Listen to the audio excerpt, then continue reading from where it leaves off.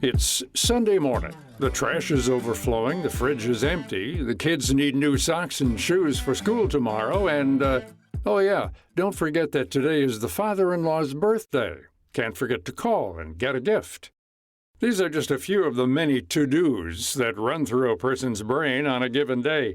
Kate Mangino studies this division of physical and cognitive tasks between partners.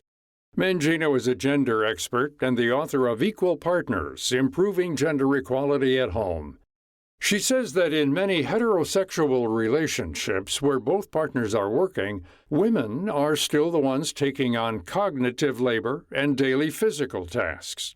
On the other hand, men often fall into the role of handling more intermittent chores like mowing the grass, fixing the car, or managing finances. You might be asking, what does it mean when we say cognitive labor?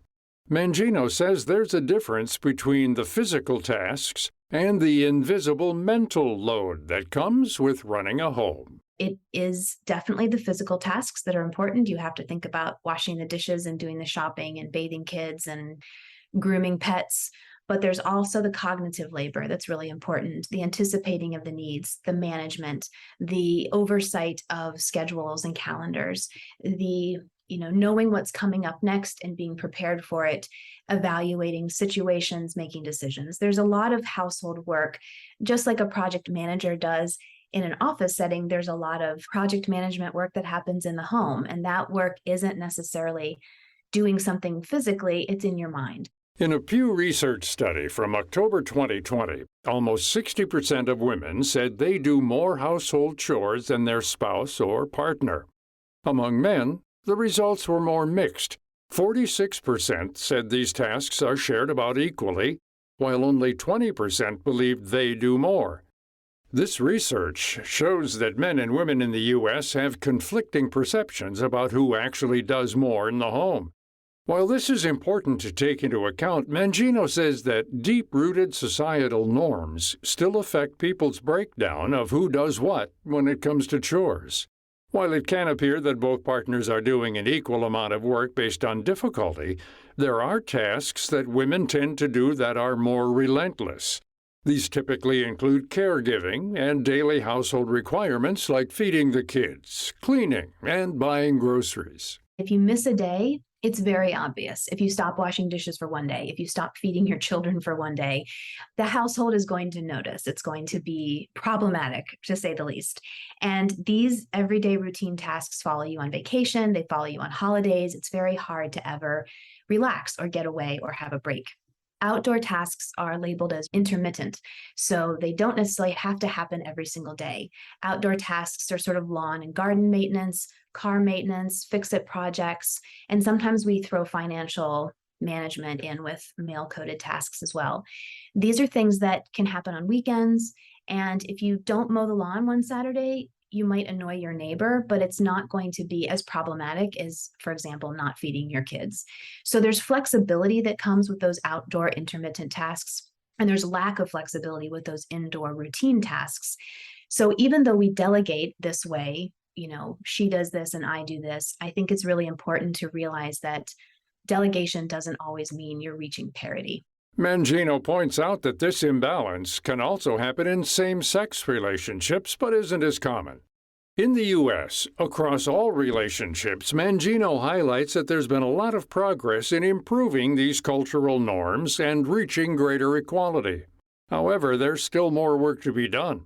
One big focus is changing the way in which we unconsciously treat young girls and boys. I think we still raise girls with this unspoken objective in their life that they're going to take care of a domestic space, that they should prioritize domestic space over income generation. And I think it's the opposite with boys. We raise them with the implicit message that to provide for a family, you need to earn money. So a lot of women, I think, fall into this cognitive labor role. And people say, oh, it's her personality, or she's just really good at multitasking, or, she's good at all those little things in the house. I don't actually think it's about our personality. I think women are sort of trained to take care of the home, and that multitasking and that skill set that she's learned throughout her life to do those things is more a coping mechanism to meet social expectations of what she's going to do when she grows up and is a mom. Mangino argues that young girls today are more empowered. They're taught that you can have it all, an ambitious career and a family if you want it. But she says there hasn't been as much movement in how we bring up boys. I think there's a lot of work we could do in helping boys to learn how to be caregivers, to value caregiving, to understand that unpaid work in the home is also providing for your family. And I think that there's work to be done with boys and young men to sort of prepare them to be more equal partners in their home and to take on those cognitive labor tasks. A couple examples she offers up are to involve young boys in daily household tasks as well as caregiving roles. I think just as we look at little girls who hold their dolls and take them for a walk in a pretend stroller and say, oh, she's pretending to be a mommy, I think we need to have that same language with little boys and say, oh, you'd be a great daddy someday. Can you give your doll a hug and a kiss? When boys are a little bit older, try to find ways that boys can babysit, be caregivers for smaller children in the family or neighbor kids. Involve boys in caregiving for older adults in your family. And by the time they're teenagers, you can have really specific conversations about how important caregiving is to the family and how much your family values unpaid work, and talking about cognitive labor. Make the invisible visible. So it's hard enough for your partner to see the work that maybe you're doing that isn't as obvious, but we also have to make that invisible work obvious to our kids as well. Mangino points out that to some it may seem like gender equality is only directed at improving women's lives, but she argues that this work benefits both men and women. When men are pushed into their masculinity box, this is what you're going to do. You're going to earn a paycheck. You're going to provide for your family in a material way, and you're not expected to provide for them in an emotional or a caregiving way. I think that you are limiting what men can do just as much as when you limit what women can do by saying you have to have a focus on the home. To find out more about this topic and our guest, Kate Mangino, visit viewpointsradio.org. Also check out her book, Equal Partners, Improving Gender Equality at Home, available in bookstores and online. This segment was written and produced by Amira Zaveri. I'm Gary Price.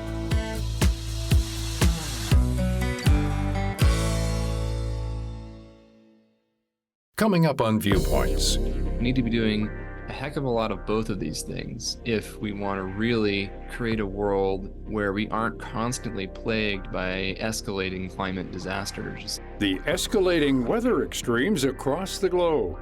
Then, ASMR, mukbang, these are sort of these trends that certainly no one inside YouTube was trying to make huge, but they just went in that direction that the company didn't really predict. The evolution of YouTube. I'm Marty Peterson. and I'm Gary Price. These stories in depth on your public affairs magazine, Viewpoints.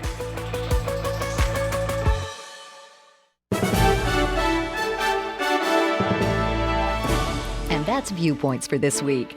Follow us on Twitter, Facebook, and Instagram to learn more about upcoming shows and find a library of past programs on Apple Podcasts, Google Play, and Spotify. Plus, you'll always find previous segments and more information about our guests at viewpointsradio.org. Join us again next week for another edition of Viewpoints.